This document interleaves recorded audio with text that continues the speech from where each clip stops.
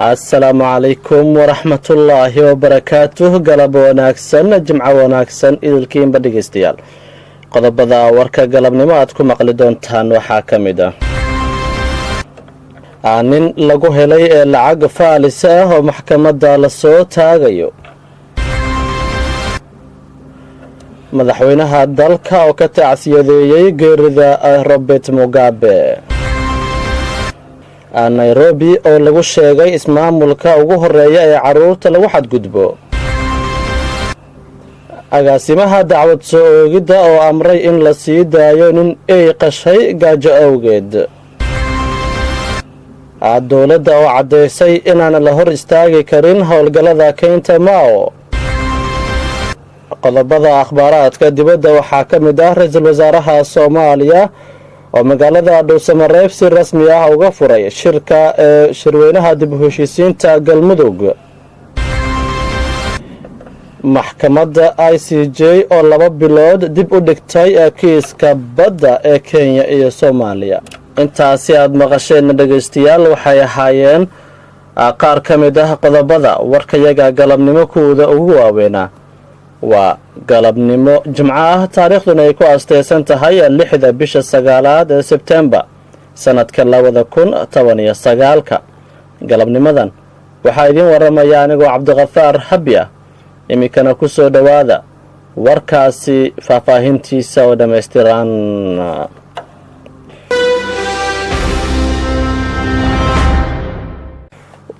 waaxda dambi baarista ee dalka ee DCI-da ayaa sheegtay in maxkamadda lasoo taagi doono eedeysane lagu soo qabtay ugu yaraan 200 oo milyan oo lacag been abuur ah.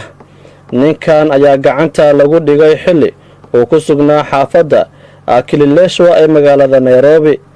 DCI ayaa sheegtay in eedeysane Bob Kuryogi lagu helay lacag been abuur ah oo isugu jirta dollar, euro iyo pound. booliska ayaa ninkan oo 27 sano jir ah xiray gelinkii dambe ee shalay kadib markii dadweynaha ay ku soo wargeliyeen. sidoo kale isla shalay ayay ahayd markii booliska ay xireen 2 qof oo u dhashay wadamada Congo iyo Nigeria kadib markii lagu helay lacagta dalka oo been abuur ah. labada qof ee kale ayaa xabsiga ku jiraya muddo 4 maalmood inta baaritaanada laga soo gabagabeynayo.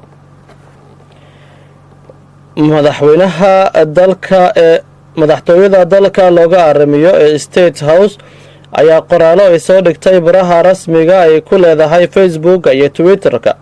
waxay ku sheegtay in madaxweynaha dalka Uhuru Kenyatta uu ka tacsiyadeynayo geerida ku timid hogaamiyihii hore ee wadanka Zimbabwe ee Robert Mugabe.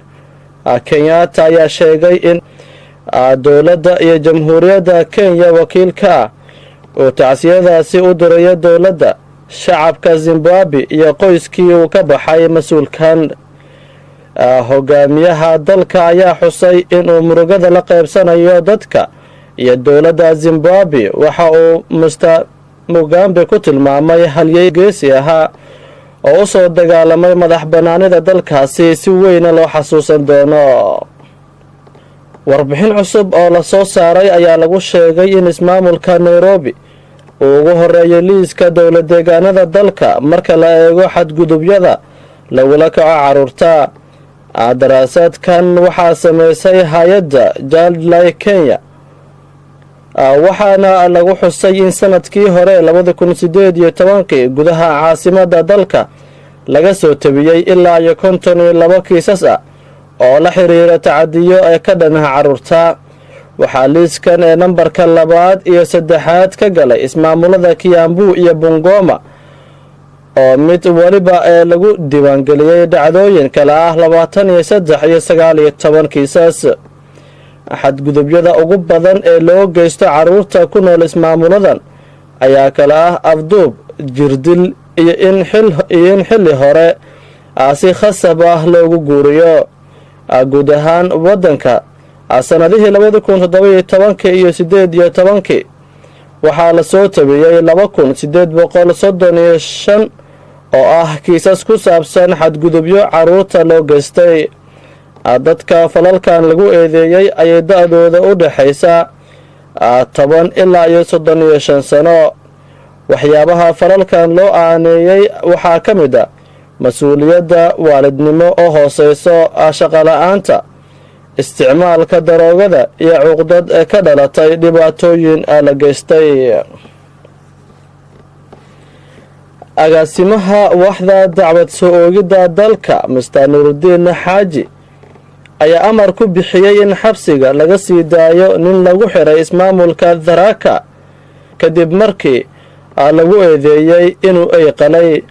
Mr. Xaaji ayaa qoraal muuqda ee barta Twitter-ka ee dhanka kale ee madaxa waaxda dambi baarista ee dowladda deegaankaasi ku amray inuu isagoo kaashanaya guddoomiyaha dowladda dhexe ku matalo ee Tharaka xaqiijiyo sidii ninkaasi oo falkaasi ay gaajo u geysatay uu ku heli lahaa cunno ku filan.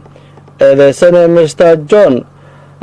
John Munene ayaa la qabtay xilli uu ku sugnaa gurigiisa oo ku yaala degmada Karimba ee deegaanka Mara. booliiska ayaa ku eedeeyey inuu qalay ay guriga u joogay isagoo niyeysan inuu cuno. waxay wararku intaasi ku darayaan in ninkani uu falkaasi ku kacay kadib 3 maalmood oo uu gaajaysnaa. arrintan ayaa ku soo aadaysa iyadoo dhanka kale dowladda ay ku dadaalayso inay badbaadiso nolosha Kenyaanka macluul ee wajahaya abaaraha saameeyay awgeed. afhayeenka dowladda dhexe ee dalka Mr. Cyrus Oguna ayaa shaaca ka qaaday inaan marnaba la hor istaagi karin howlgallada keynta Mau ee ismaamulka Narok looga saarayo ee qoysas halkaasi degan. waxa uu hoosta ka xariiqay inay khasab tahay inuu socdo si buuxdana looga dhabeeyo wejiga labaad ee badbaadinta keyntaasi. Mr. Oguna ayaa warbaahinta u sheegay in maamulka talada haya ee Jubilee oonan niyad xumi ama dani gaar ka lahayn howlgallada dowladda, gaar ahaan wasaaradda arrimaha deegaanka ayaa ku adkeysanaysa in dadka halkaasi ku nool ay si sharci darro ku degeen.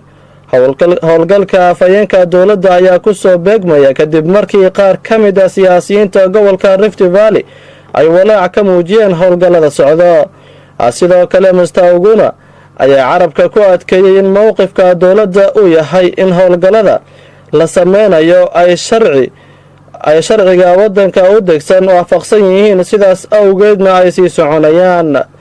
waxa uu dadweynaha u xaqiijiyey in saraakiisha arrinkan loo xilsaaray ay u howlgalayaan qaab bini-aadnimo ku salaysan iyadoo wax dhiba aan loo geysan shacabka. halka warkaasi dhegaystayaal uu idinkaga imaanayo waa raadiyaha KFM. imikana akhbaaraadka dibadda.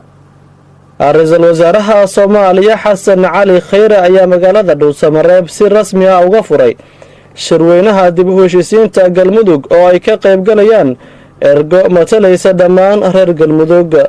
ra-iisul wasaaraha wasaaradda arrimaha gudaha iyo guddiga qabanqaabada shirweynaha uga mahadceliyey dadaaladii dheeraa ee ay u galeen isugeenida bulshada Galmudug. ayaa sheegay in shirkani uu gogol xaar u yahay dhismaha Galmudug loo dhan yahay oo ka shaqaynaysa danaha reer Galmudug kana qayb qaadata horumarka guud ahaan dalka. Khayre ayaa sidoo kale u mahadceliyey madaxweynaha Galmudug, ahlu sunna dhammaan iyo bulshada reer Galmudug, ciidamada amniga sugaya iyo dhammaan intii ka gacan geysatay in geedi socodka dhismaha Galmudug dhameys la soo gaarsiiyo heerka uu maanta marayo. waxa uuna shirka u rajeeyay inuu guul ku dhammaado. shirkan aan daah furayno waa albaabkii laga galayay dowladnimada Galmudug si loo heshiisiiyo oo maamul la wada leeyahay loo dhiso. waa in danta gaarka meel la dhigo oo dan guud laga shaqeeyo. waa in aan ka guurno fikirka khilaafka ku dhisan ee dhaqanka colaadda ku dhisan iyo maslaxada qabyaalada ku dhisan, ayuu yiri ra-iisul wasaaraha Soomaaliya Xasan Cali Khayre.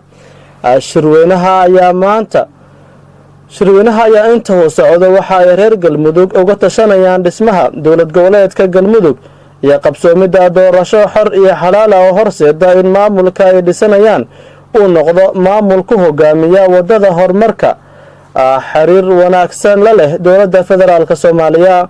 Ra'iisul Wasaare Xasan Cali Khayre ayaa bishii Juun sanadkan waxa uu deegaanada Galmudug ka bilaabay dadaal gundhigiisu ahaa ka gulgaaridda geedi socodka qorshaha reer Galmudug ay ku dhisanayaan dowlad goboleed dhameys ah oo loo siman yahay, waana dadaaladaasi soo dhaweeyay caalamka reer Galmudug iyo bulshooyinka oo dhan.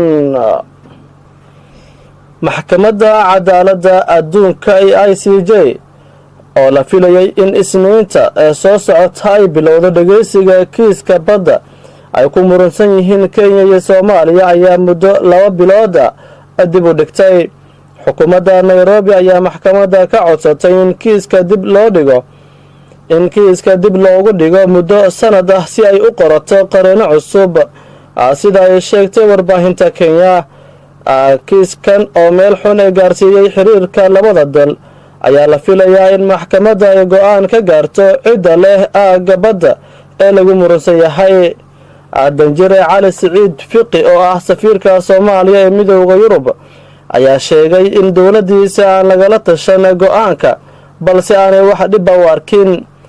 Anagu waan ku qanacsanahay, waayo markii hore ee aan dooda geenay waxaan codsanay inaan dib loo dhigin, laakiin haddii ay maxkamaddu gaartay 2 bilood wax dhib ah uma aragno, ayuu yiri safiir Fiqi.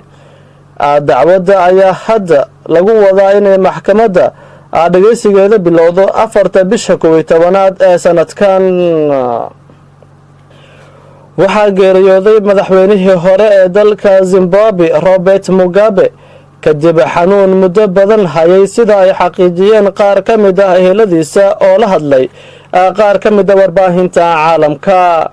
Mr. Mugabe ayaa in ka badan 30 sano madaxweyne ka ahaa dalka Zimbabwe, waxaana xilka looga qaaday afgambi military bishii November ee sanadkii 2017, taasi oo soo afjartay xukunkiisii socday in ka badan 30 sano.